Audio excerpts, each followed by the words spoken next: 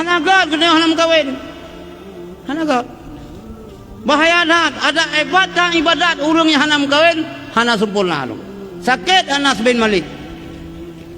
Terus sahabat-sahabat yang lain dia pintat baca Yasin, gepintat.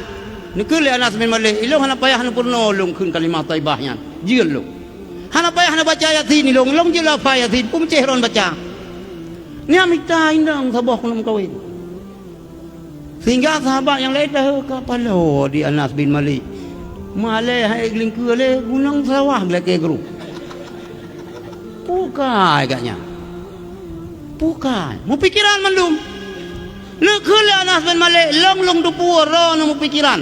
Perkara long lu yang minta darah baron tu mukawin. Tapi long mukawin nyokan ke nafsu long. Long dengar Rasulullah pegah.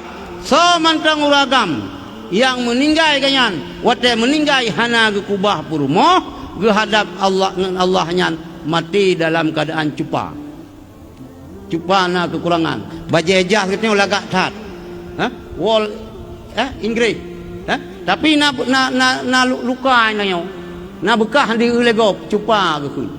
Hanagot. Urinang lain cerita nyo kita uragam. Yang kerja kita anu nyo baik tatam ayah mukawin. Nyo kakaru lah yang pertama karungan inang.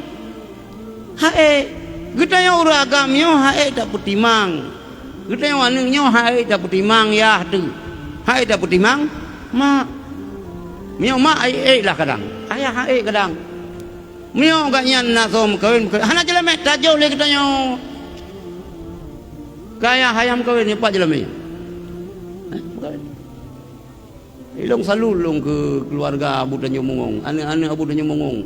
Ke kawin abu. Mio. Ni anak mu pom.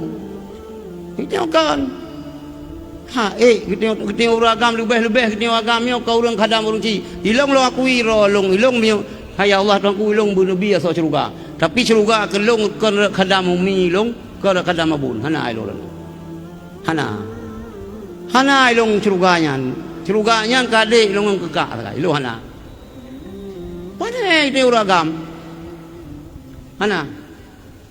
Kak yang ke gedanya berarti hanagot udah belajang. Nyo dah pegat mulut ikut Rasulullah.